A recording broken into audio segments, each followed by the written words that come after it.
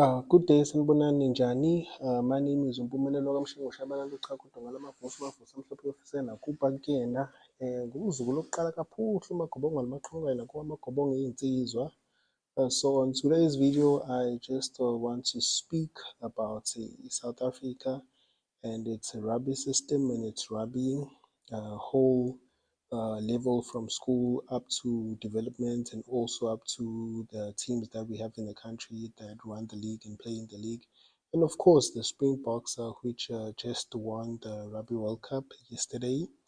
So congratulations to our Springboks, obviously, for being the best team in the world when it comes to rugby. And of course, I just want to speak about this while Kusani momentum around the whole rugby thing, and perhaps look at the reasons why rugby is one of the most successful teams in South Africa. And also, when it comes to cricket, now it's probably number two in terms of results. And then you have things like on netball, these small sports that we don't pay much attention to. And then you have our beloved soccer right at the bottom. I don't know the last time they won a tournament was in 1990 what. So when it comes to Ibafana, it's just stress after stress. So yeah, and also we have Ibanyana Banyana, which recently won a tournament, AFCON. So they are the current champions for AFCON. But then, guys, I just want to focus on Irabi, and perhaps if we adapt the whole system of Irabi, especially for football, in terms of football, maybe we would also be competing nationally or globally or in the continent of Africa for the Africa Cup of Nations and also for the World Cup, if only we do focus on these things. So just the secret to maybe the outside world on the reason why Springboks are like this. The reason why the Springboks are just a beast when it comes to rugby and also challenging and killing other teams across the world. When it comes to rugby in South Africa, it's much invested in sports in terms of not just money, but in terms of efforts and development in ensuring that the schools from primary level up to high school level are well developed and they're well taken care of in terms of development equipment and also money because these schools, they do pump a lot of money when it comes to rugby. For instance, if you go to primary schools in South Africa, there are various primary schools in South Africa that focus on rugby. And to be honest, it's always these former Model C schools. So you know the history of South Africa when it comes to apartheid and so on. So those schools which are formerly known as white-only schools in South Africa are still pretty much the schools that focus a lot on rugby. And they are pretty much the schools that produce the best rugby players when it comes to maybe the ones who make it to the national team and so on. So they do focus a lot in these schools, and also people who study in these schools previously, they would come back and also invest in the schools. So for instance, if you did matric in 2010, you would come back as an old boy. They always have these funds or trust funds they have for the school specifically where they just pump in a lot of money and they use that money to develop the current generation. So that's something you can learn from these former Model C schools and how they run these systems. So you'd find that there are people who studied in 1980, 1960 something, and they're still sending money to their high schools. And when you find out, or when they present in assemblies, they would say the foundation of something since 1960, the old boys donated 150,000, 2 million. So these schools, they can have up to 5, 6 million in their bank accounts just because of old students who are pumping in a lot of funds in these schools.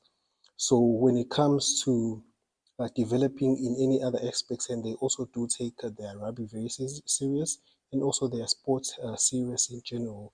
For instance, there will be primary schools rugby tournaments, and these tournaments will happen in provincial level, and then they will go into national level where schools from KZN, Western Cape, and so on come together, play a tournament, and make it like a league where they play amongst each other and they find the best of the best. These schools also go out and look for students to give them scholarships, and they can play in these schools at primary level. So as young as you in grade six, if you are so good in rugby, they can see you have potential, they're going to scout you. And when you get to grade seven, high schools around the country, they're going to come and look at the tournaments for all under 13 because those people are probably in grade seven looking to go into high school. And they're also going to provide scholarships for those people. So we know in Durban, we have schools like Oaklandwood, schools like Maritzburg. In PMB, we have schools like in other school, Westville Boys, DHS. These schools are much invested when it comes to rugby. They pump in a lot of funds when it comes to scouting rugby players. They go out to the rural Eastern Cape and look for players. That is why you'd find that, when you go watch DHS, there's like closer boys speaking in the DHS team, whereas it's based in Durban. That's because many of those students are scouted by the whole Glenwood coaches and the school from other provinces, and then they bring them over to play rugby at high school level. So from primary up to high school level, you're already getting a scholarship. You are playing because you are the best, and obviously the best schools are gonna scout the best players around the country. And there's gonna be an SA rugby tournament, which is very big. It's also plays provincially, and then it also plays nationally. And the food ticket, when it comes to SA Rugby in schools, they also play tournaments that end up being broadcasted on TV. So it's quite a big thing. And whereas you compare that to Ebola, for instance, soccer is also a world-dominated sport in South Africa. People love soccer, especially black South Africans. They play a lot of football. But when it comes to infrastructure and development, investments, and the whole structure of the soccer development, it's just not there. You can't compare it to Iraq. Even when you go into university, there is a huge difference between a team from University of Zululand, which is a former black-only university, compared to a team from Wits, Irapi, or from UCT or UP, Ireland University level, because these former colonial universities or white-only universities, they still pretty much invest a lot in sports and understand the whole concepts and culture of sport. Whereas universities like Zululand, they don't pretty much pay attention to these things, especially when it comes to development and producing players which are gonna play for the big teams like Sharks, Blue Bulls, and then end up playing for Springboks. So this is some of the great developments when it comes to these former modesty schools and also universities, that they have created this whole system that creates players and develop players from as young as primary school. And by the time they reach a varsity, they are well oiled and they're already representing teams that play in the National League in South Africa, which teams like Blue Bulls, Sharks, and so on. So you'd find that even these high schools have relationships with these teams specifically. Auckland or the ODHS, they also work closely in the Sharks, same as UKZN. You'd find that at university level, you have UKZN students who are playing for Sharks and they also on scholarship, so they're playing for free. Whereas, when it comes to a football buffet, you have, sometimes when you go to the townships and you see high schools playing in townships, you could see there's a great potential. You could see a Messi and Ronaldo, but the chances of them making up there and being seen on TV at a younger age are very slim because the whole setup and the whole system running the soccer football league and the school system is just not in a professional manner or professional setup. So those are just some of the differences. And also, to be honest, even these schools, the former modesty schools, when it comes to maybe paying much attention to also football, they really don't pay much football attention compared to the rugby teams in the schools. For instance, during my days when I used to play high school football, we would play schools like EDHS, we would play schools like USville, we would play schools like, I've played Potchefstroom, I've pretty much played almost every school in KZN that is well known for rugby, and they also hosted football teams. But whenever we would play Glenwood, for instance, we would always play Glenwood outside their school premises because it ball. So rugby, the grounds in the school of Glenwood or DHS is preserved for or cricket. It's preserved for rugby.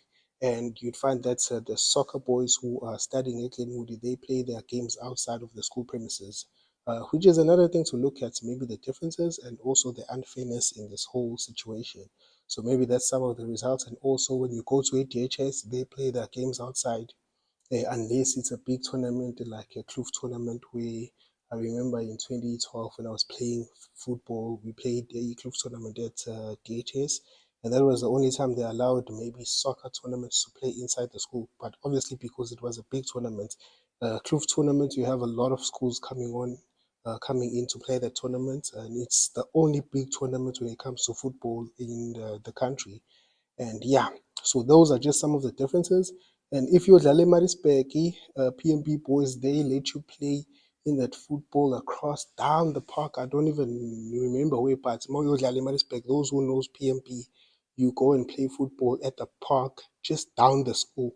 Where it's outside the school. So those are just some of the injustice these schools make. And also I have to give credit to schools that work together with football teams. For instance, in Durban, you have a Glenwood. Glenwood works together with Amazulu, and that is why maybe you'd find that a lot of Amazulu players are studying at Glenwood and they're also on scholarships. And as a result of that, Glenwood is doing well when it comes to football tournaments. I mean, they also win the engine tournament. They also compete in the Motsepe Schools League. So because iGlenwood ikwazile ukuthi isebenzisane namaZulu development of a professional football team, they are able now to see the results when it comes to football players in the school and so on. But where up, that is just the whole setup.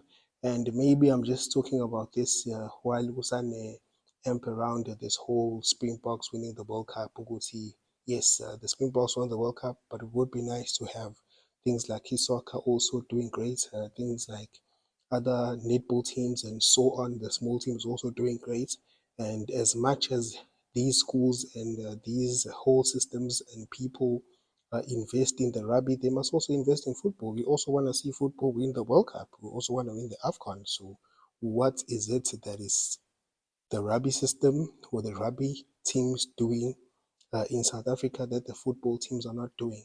So yeah, just an eye opener. Danko. So since on this topic, I just want to mention some of the top 10 teams that produce Springbok players. We have number one, Paul Ross. I've played Paul Ross in football, I think it was 2012 or 2011 club. So I know the school, it's also good in soccer. They do produce a lot of players and they do give scholarships even in football. And also a great college now, which is number two currently. And then you have the Bishops. I don't know these schools. The SACS, Paul Gum, Paul Boys, Wonderbosch, Marisburg is at number eight. So yeah, Marisburg is also good when it comes to sports and so on. Then you have a great college, Weinberg. So these are the top 10 best schools when it comes to producing players, which make Springboks, well, the national teams in South Africa.